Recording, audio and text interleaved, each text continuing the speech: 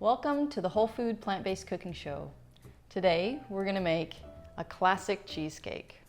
I already have a chocolate cheesecake recipe that you can find on the website, but this is just a classic cheesecake. And I thought, well, it's almost 4th of July. That would be a great 4th of July thing to make. So we're just going to get right into it. I've got 1 cup of almonds, and I've got a cup of mixed raisins and dates, and that's going to make the crust. So we're just going to get that going.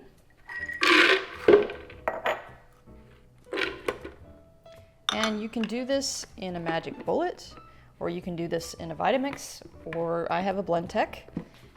It's pretty darn simple. We're just going to whiz it a little bit just to get it broken up into chunks and maybe into teeny little pieces. And you stop it when it starts sticking together. And you can see that happening while it's blending. I'm just going to pulse it.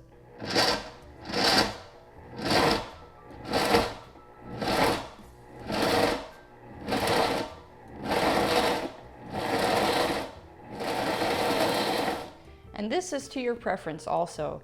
If you like a little bit of a chunkier crust, if you like, there'll be pieces of dates and raisins and almonds. If you'd rather have those chewy bits in there, great. Or you can take it till it's more like the typical graham cracker crust, where it's really fine and more powdery. So I think I'm gonna go more towards the graham cracker crust.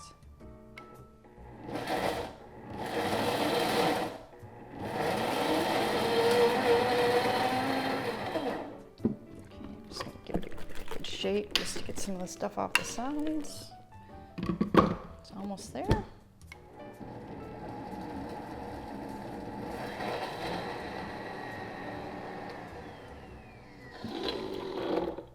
Try that again.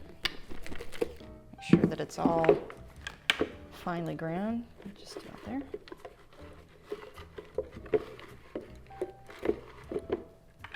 Okay, probably just try one more. We're in there.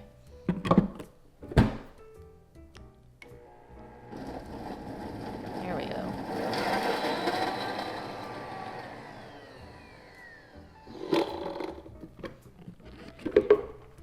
And if you can see in there, now it's kind of finely ground and it's sticking together.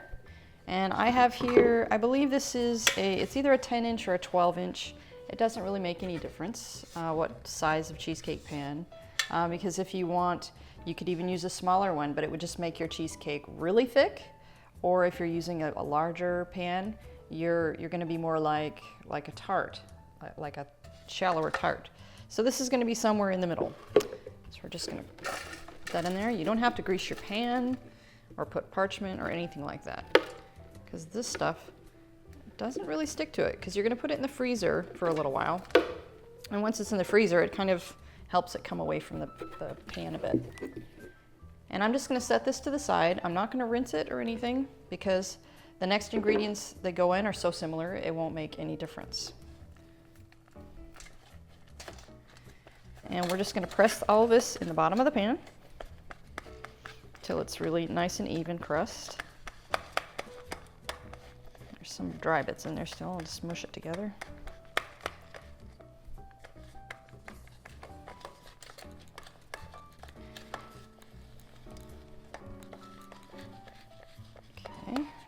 There. And this is a great recipe to take to gatherings. I haven't found many people, I really haven't found anybody that hasn't liked these cheesecakes. They're so rich and delicious, just like a normal cheesecake is, but without the dairy and without the stuff in it that's just no good for you.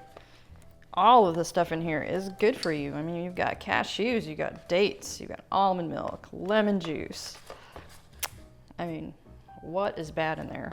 Absolutely nothing. I think the only thing that you might have to just watch out for is it's still really high in fat. It's good fats, but it's still high in fat. So instead of taking a big old honker cheesecake piece like is typically served in like the Cheesecake Factory or someplace like that, or a restaurant, you just take a little sliver, and it's still very satisfying. And you'll find that with this type of cheesecake, you're not going to be able to eat as much of it because it's so rich and your body recognizes it's full of nutrients, your body gets satiated earlier. So it'll tell you when to stop, that's pretty great. Okay, I'm gonna rinse this off a little. All right, so that's what it looks like. It's pressed pretty evenly down in there. Now we're gonna make the filling.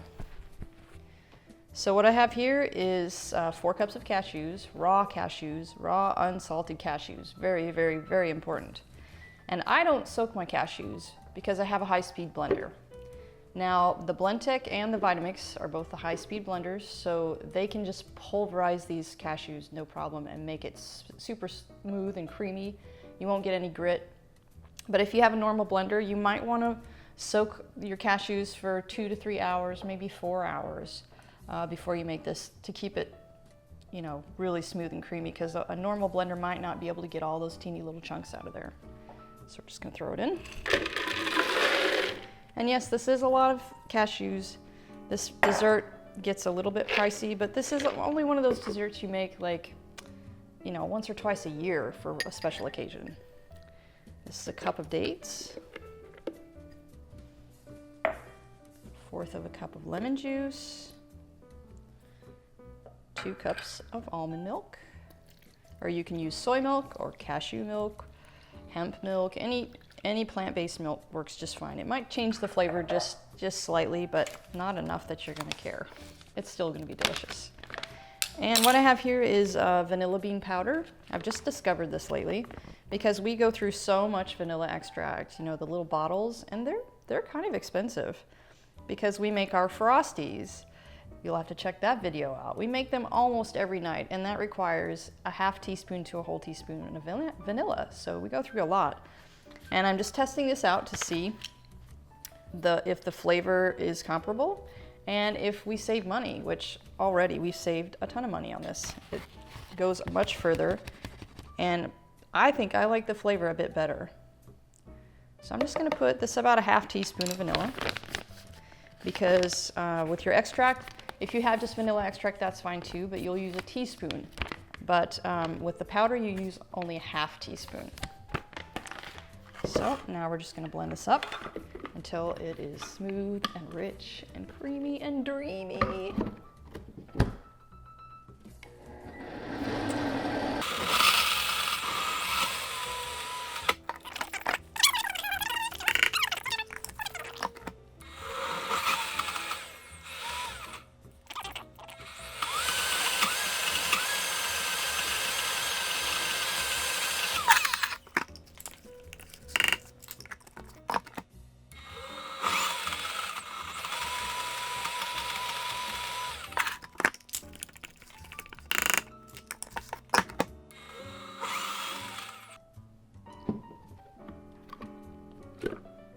Okay, look at that creamy deliciousness.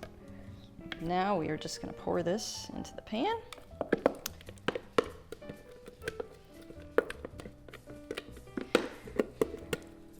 Get all of that out of there.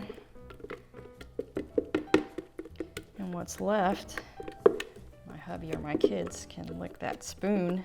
It's like the favorite thing for everybody, waiting to have the spoon after I'm done, because it is just as delicious, creamy like this as it is when it comes out of the freezer, and it's nice and stiff, solid, thick.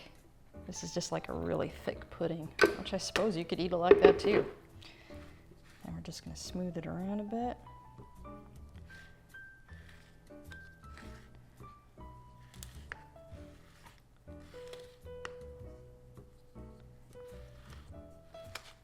Okay, and that's it.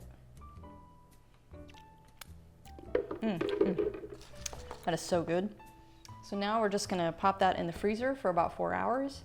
You could do it in the refrigerator, but it probably would take a long time for it to set up, probably more than 8 hours. So we're gonna put it in the freezer for about 4 hours, and then I'll show you the toppings. All right, guys, we're back. We just pulled this out of the freezer. I'm gonna release the thing. And I probably didn't wait an exact 4 hours. I just couldn't wait. So I'm just gonna pull it out. There we go. But it feels nice and firm. And I'm just gonna cut a slice out first. And your toppings are up to you. If you want to do blueberry or cherry, what I have here is raspberries, and I put in here probably just a couple cups of frozen raspberries, and I let them thaw. And then I blended up 2 dates with just a little bit of water. And I'm going to pour that in there and mix it in because the raspberries tend to be a bit on the tart side. And just a little bit of sweetness to break up some of that tart to go over your cheesecake. Okay, here we go, moment of truth. It's always hardest getting that first piece out, but look at that. That's gorgeous. I love it. Okay, I'm gonna pour that into my raspberries. Just mix it up a little bit.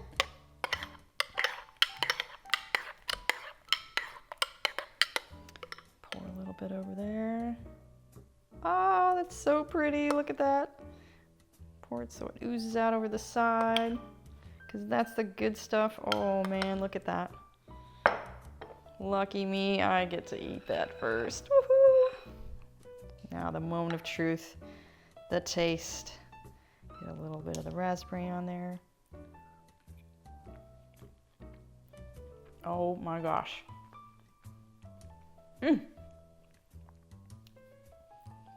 You guys are going to love this. It is so good. I'll see you next time.